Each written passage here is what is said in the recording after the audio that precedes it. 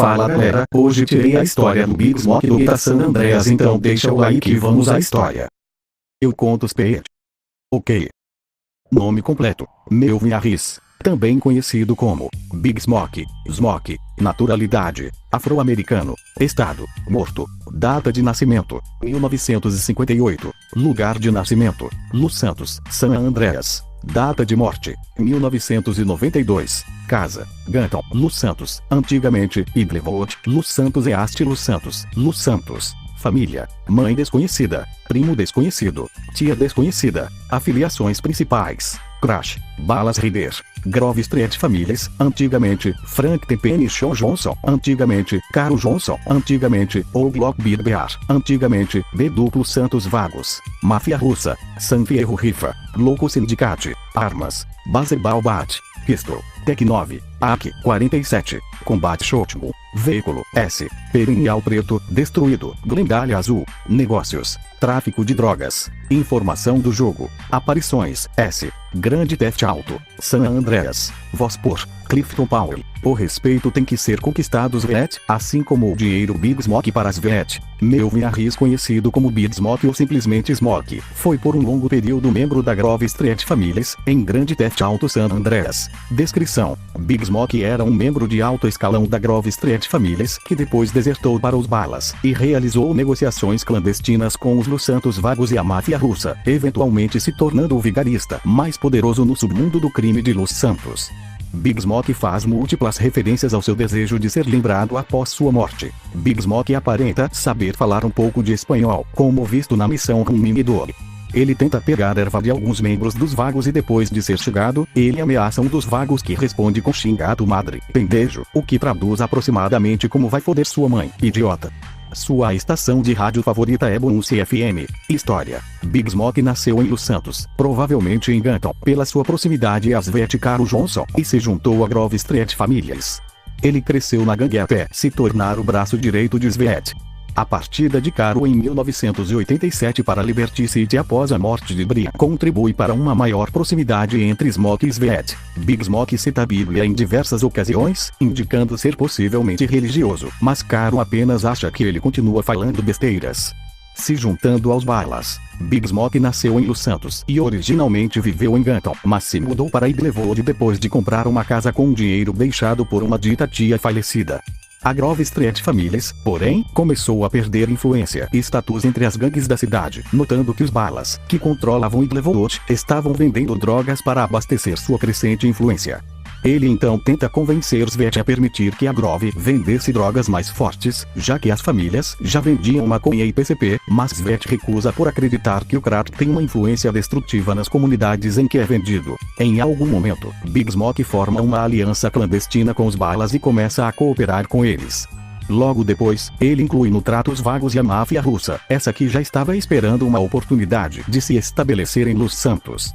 Também forma uma aliança com o Louco Syndicate, que começa a fornecer as demais gangues com várias drogas de sua base em San Fierro, apesar de não perceber que um agente federal infiltrado já estava monitorando a operação. O retorno de CJ. Em 1992, depois de falhar em convencer Svet, ele recorre a Rider e o convence a juntar forças com os Balas, que depois tenta assassinar Svet, mas falha, matando sua mãe por acidente.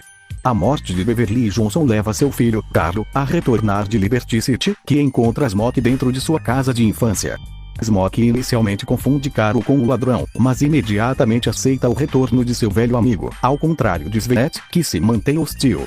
Apenas bem adiante no jogo suas verdadeiras intenções com a União Balas Crash sejam reveladas, mas em diversas ocasiões anteriores à sua revelação como traidor, muitas pequenas ações indicam sua chegada. Smoke aparece ao lado de Caro, Svet e Rider na primeira missão do jogo, e também no funeral de diversos membros da GSF.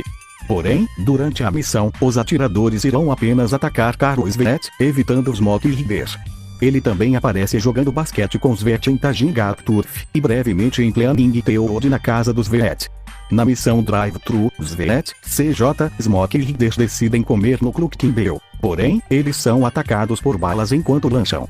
A teimosia de Smoke ao não atirar nos Balas, dizendo que só iria atirar quando terminasse de comer, era outra indicação de sua traição.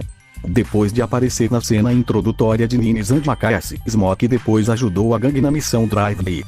Depois disso, Smoke dá suas próprias missões a Caro. A primeira é de buscar um velho amigo, O'Glock, no DPD Pershing Square, que saiu de condicional.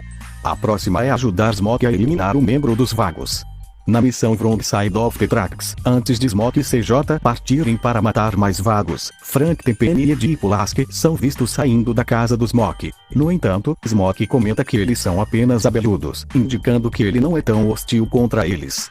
CJ iria então auxiliar Smoke em matar membros da máfia russa na missão Just Business. Smoke depois ajudaria CJ, Ryder e Svert na missão Reuniting the Families. Traição. A missão Tigre em Sabre é ultimamente o ponto decisivo tanto no jogo quanto nas personagens de Big Smoke e Ryder.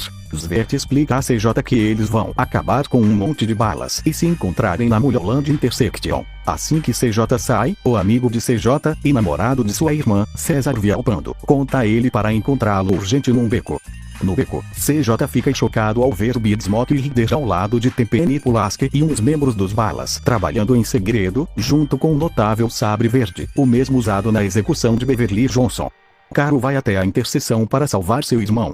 Apesar de Svert sobreviver, ele acaba ferido no tiroteio e preso em seguida. Ascensão ao poder. Na ausência de Svert e Caro, Smoke e Ryder dissolvem a Grove Street Families, deixando Ganton e todos os terrenos da Grove nas mãos dos balas. Enquanto isso, alguns membros da Grove começam a trabalhar como contrabandistas, levando drogas da fábrica do Louco Syndicate em Doherty, San Fierro para Los Santos.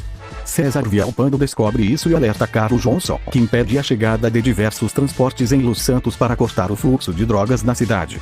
Caro e César depois fotografam Ryder com 3 homens, depois identificados como Gizibe, Tebune Mendes e Mickey Toreno. Caro, ao retornar à sua garagem em San Fierro, pede a Vuzimu e seus companheiros da Tríade que descubram mais sobre o trio. Caro então começa a trabalhar para Gizibe, na tentativa de ganhar informações sobre a operação, e ganha sua confiança. Caro, porém, mata Gizi, o líder do San Fierro Rifa, Tebune Mendes, Mickey Toreno e Ryder, antes de destruir sua fábrica de drogas, impedindo o suprimento em Los Santos.